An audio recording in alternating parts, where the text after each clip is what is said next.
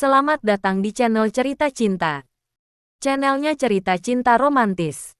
Sebelum lanjut mohon dukungannya dengan like dan subscribe dulu. Pelet hitam pemikat sukma.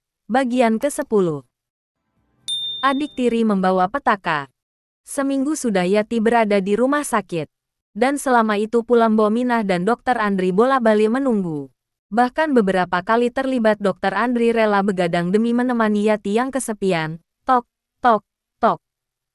Sebuah ketukan tak mampu membangunkan Yati dari lamunannya di bangsal. Matanya menerawang jauh. Jauh melebihi yang bisa dijangkau oleh mata indahnya. Begitu jauh, hingga menembus dimensi ruang dan waktu.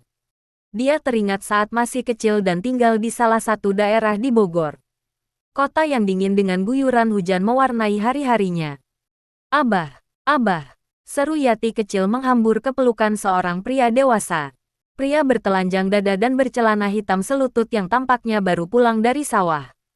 Di tangan kirinya tampak tertenteng sebuah cangkul, sedang di tangan kanannya tampak beberapa ekor ikan gabus mati tertusuk ranting bambu.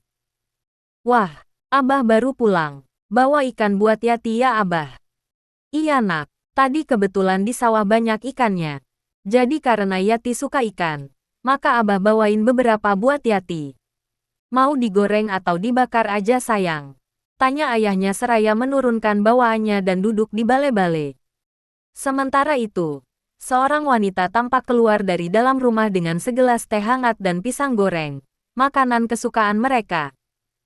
Diminum dulu abah, jangan langsung masuk ya, ujarnya seraya tersenyum manis. Iya ambu, nih bawain ikan buat kita makan malam. Tinggal diolah sedikit pasti jadi lauk yang sedap.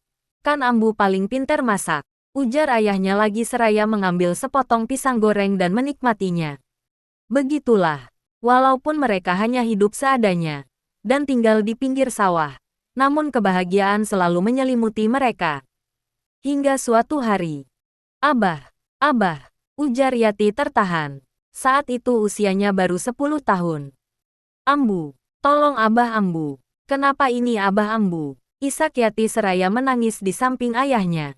Tampak ayahnya dalam keadaan tak sadarkan diri. Segumpal busa putih kekuningan tampak keluar dari mulutnya. Matanya melotot, bibir dan dahinya membiru. Nafasnya tampak tersengal-sengal. Dan di saat yang sama, ibunya pun mengalami nasib yang sama. Bahkan yang lebih menyedihkan lagi, saat itu ibunya dalam keadaan hamil muda. Baru 3 bulan. Dan musibah ibunya menjadi musibah bayinya juga. Pertolongan medis tak mampu menolong keduanya. Hanya ayahnya saja yang sempat tertolong. Sedangkan ibunya harus direlakan menghadap Ilahi. 2 tahun sepeninggal ibunya, ayahnya menikah lagi dan melahirkan 1 orang anak. Isma, adik yang selalu saja menjadi rivalnya dalam segala hal. Di mana ada Yati, maka di situ juga ada Isma.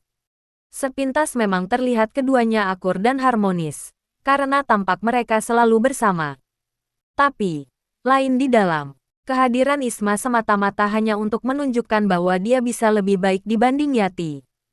Dalam hal apapun, obsesi Isma hanya satu, mengalahkan Yati. Bertahun-tahun hal itu terjadi, bahkan sampai pada akhirnya Yati menikah dan tinggal di Jakarta. Isma pun turut pula dengannya. Bahkan di awal-awal pernikahan, Isma menuntut harus ikut tidur seranjang bertiga. Sempat Yati mengingatkannya, namun Mas Arman sepertinya tak keberatan. Bahkan tak jarang terlihat Isma bermanja-manja dengan Arman suaminya. Mungkin itu karena Isma tak punya kakak cowok, dan Arman pun tak punya adik cewek. Begitu pikirnya kala itu. Namun, seiring berjalannya waktu, rupa-rupanya benih pertikaian tajam mulai ditabur oleh Isma. Arman tak lagi sayang padanya, dan lebih mementingkan adiknya itu. Bahkan lebih sering mengajak Isma adik tirinya untuk jalan-jalan dibanding dirinya. Apalagi saat itu kondisinya yang bekerja, hingga tak setiap saat bisa menemani suaminya yang menganggur akibat dipecat dari perusahaan pengolahan kayu. Juga Isma yang memang belum ada niat untuk bekerja. Sontak, ia menjadi tulang punggung keluarga itu. Dan akhirnya, jadilah ia seperti sekarang ini. Terusir dari rumahnya akibat fitnah yang digulirkan adiknya sendiri.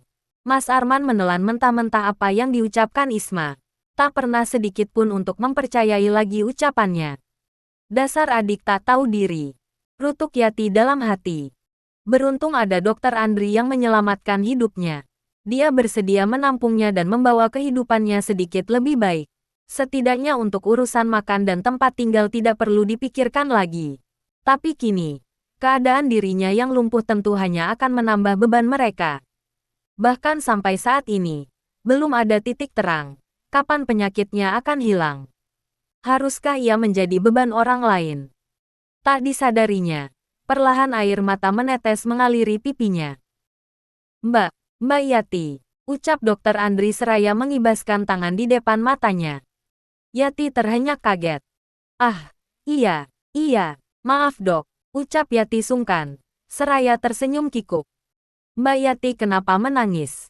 Tanya Dokter Andri seraya mengusap air mata Yati yang masih mengalir menggunakan selembar tisu. Terasa lembut usapannya. Hingga sejenak ia tak percaya bahwa dirinya bukanlah apa-apanya dokter ganteng itu. Gimana kondisinya? Ucapnya lagi. Yati hanya menggeleng. Ia benar-benar tak tahu harus berbuat apa.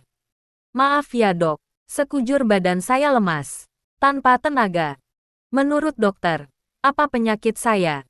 Apa penyebabnya? Dokter Andri duduk di pinggir tempat tidur. Matanya menerawang jauh. Hasil dari dokter bisa dikatakan nol. Tak ada penyakit apapun yang bersarang di badan Mbak. Bahkan secara medis, seharusnya tubuh Mbak sehat. Bisa beraktivitas normal. Lalu bagaimana dok? Tanya Yati cemas. Ia tak mau selamanya berada hanya di tempat tidur saja. Entahlah Mbak. Kami masih belum bisa memastikan langkah apa yang harus dilakukan. Karena secara medis semua itu tak apa. Oh iya Mbak, bisakah Mbak Yati bercerita bagaimana asal-muasalnya Mbak bisa mengalami kejadian ini? Bagaimana kisah sesungguhnya? Tanya Dokter Andri lagi. Sesaat Yati terdiam. Apakah Mbok Minah belum bercerita soal itu?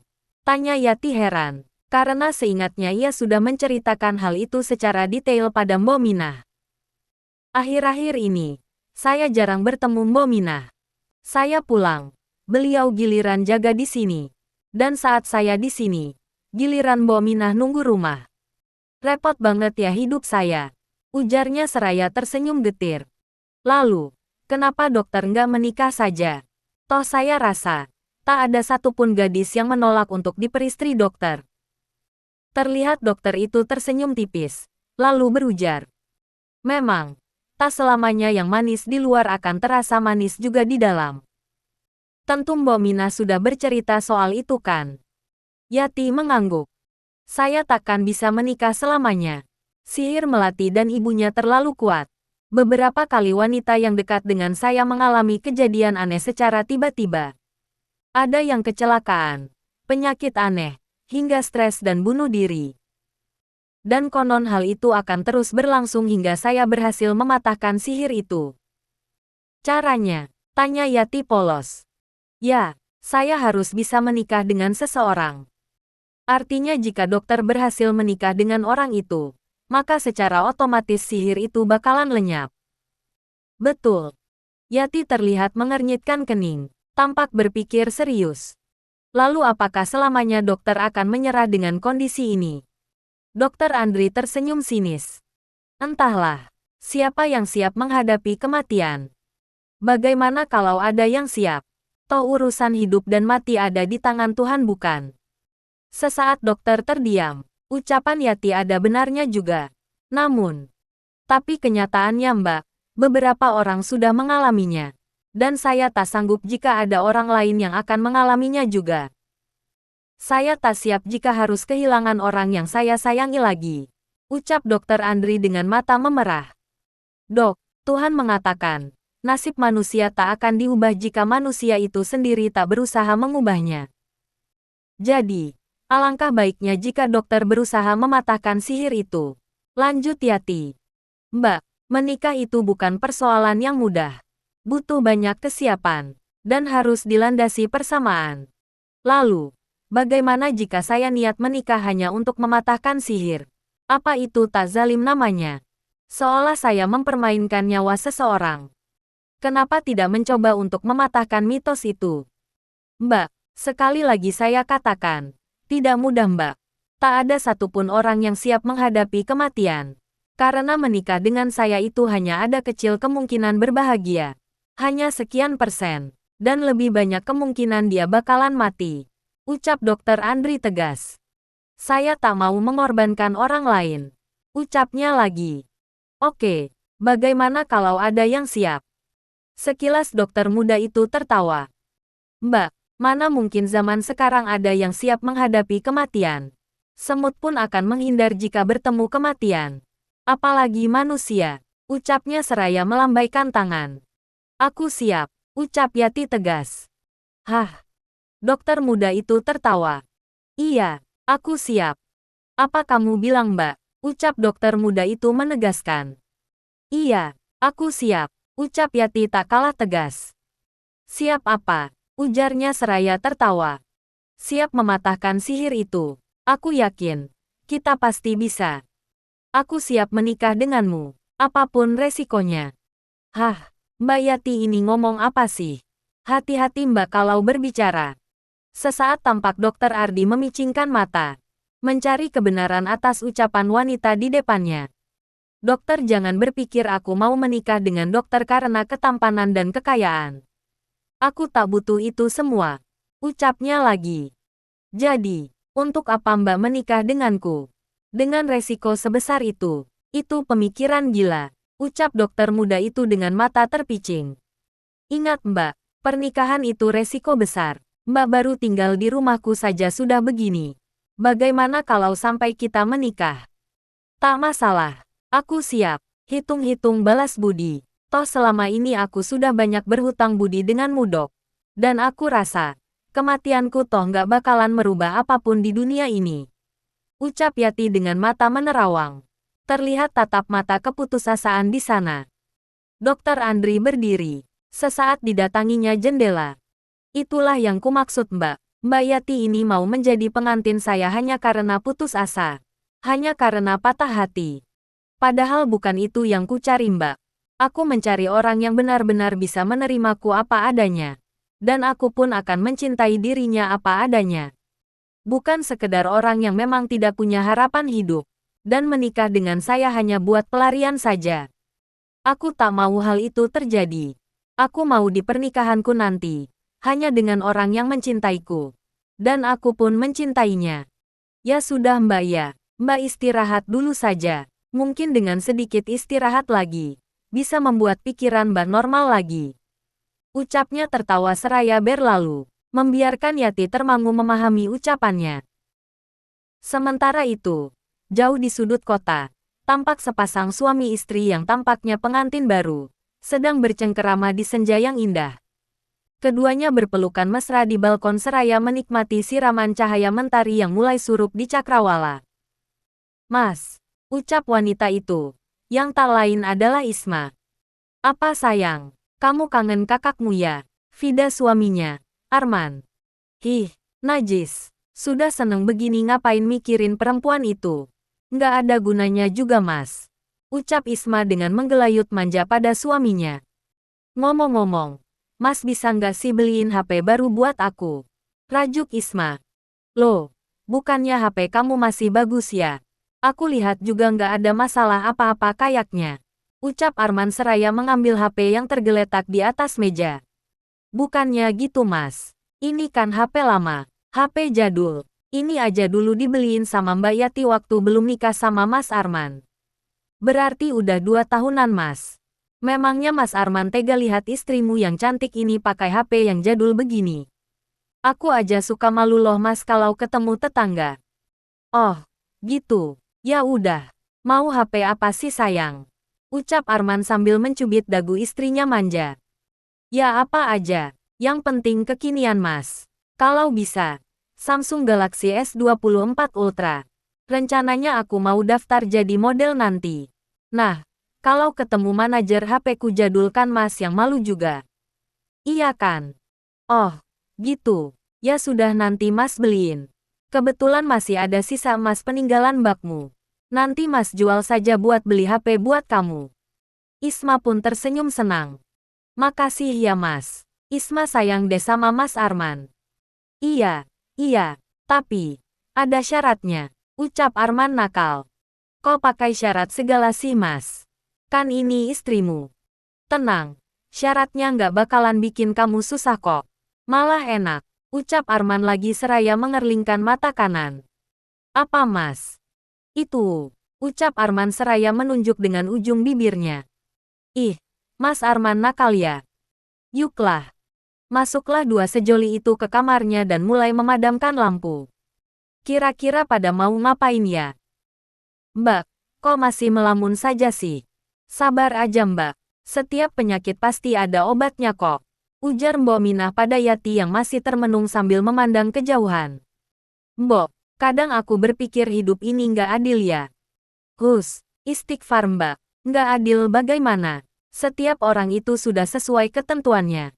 Sudah ada jalannya masing-masing. Ucap Mbok Minah seraya mengurut-urut kaki Yati supaya darah tidak beku akibat lama tidak digerakkan. Tapi, kok ada orang yang seumur hidupnya susah terus seperti saya? Dari kecil dulu, sepertinya sedikit sekali aku tersenyum Mbok. Bagaimana mau tersenyum? Ambu meninggal saat aku masih belia. Lalu Abah menikah lagi. Dan ibu tiriku sama sekali tak menaruh sedikit pun rasa sayang. Pukulan dan bentakan selalu mengisi hari-hariku. Sementara Abah tak bisa berbuat banyak. Penyakitnya membuatnya tak bisa banyak bekerja.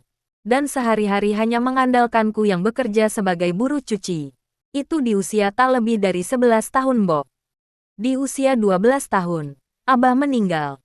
Aku terusir dan sempat hidup di jalanan, Mbok. Untung ada saudara jauh Abah yang akhirnya mau menampungku. Namun, hasutan licik ibu tiri membuatku kembali terusir Mbok. Tak kurang dari 3 bulan, kembali aku hidup dengan serabutan, hingga akhirnya berhasil bekerja di sebuah warteg. Sedikit demi sedikit hasil kerjaku tabung. Lalu, saat usiaku 14 aku bersekolah kembali hingga akhirnya bisa tamat SMA. Dan karena kebaikan Bapak warteg, aku masih bisa kuliah sembari tetap bekerja di warteg beliau. Namun, lagi-lagi ada saja tingkah ibu tiriku. Aku dituduh mencuri sejumlah uang milik beliau. Dan hal itu dilakukan di depan orang banyak.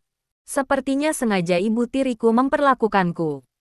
Lalu, yah, Bapak warteg nggak mau ikut campur. Dan akhirnya aku sempat dijebloskan ke dalam penjara. Untung hal itu tak berlangsung lama Mbok. Seorang polisi muda berhasil membongkar kejahatan ibu tiriku. Hasil akhirnya, aku dibebaskan. Dan lewat polisi muda itu, aku dipekerjakan di salah satu perusahaan rekanannya. Di sanalah aku bertemu suamiku, Arman. Orangnya baik, royal, dan romantis. 3 bulan berkenalan, akhirnya kami menikah. Tak lupa kuundang ibu tiriku juga untuk turut hadir. Tapi disitulah timbul kebodohanku. Ibu tiriku menyuruhku untuk mengajak adik tiriku itu tinggal bersama kami. Hingga akhirnya dia dan suamiku menendangku dari rumah kami. Rumah yang kubangun dengan susah payah harus kurelakan untuk suamiku dan adik tiriku Mbok. Tak terasa air mata menetes kembali. Mbok Minah pun terlihat berkaca-kaca. Ya sudah Mbak ya, jangan diingat-ingat lagi. Ingat, Gusti Allah itu nggak buta, nggak tidur. Satu saat nanti pasti akan ditunjukkan kuasanya. Ucap Mbok Minah tabah. Makasih ya Mbok. Ingin rasanya dirinya memeluk wanita tua itu. Tapi apalah daya, jangankan untuk memeluk, menggerakkan jari jemari saja ia tak mampu. Tampak sesaat Mbok Minah mengusap air matanya, kemudian berkata, Mbak, apa Mbok? Bagaimana kalau sakit Mbak ini disareaatin aja? Maksudnya Mbok? Ya gitu. Dibawa ke orang pintar saja. Daripada lama-lama di sini tapi nggak ada perubahan. Sesaat Yati terdiam, tampak menimbang-nimbang. Bagaimana? Ulang Mbok Minah. Bersambung.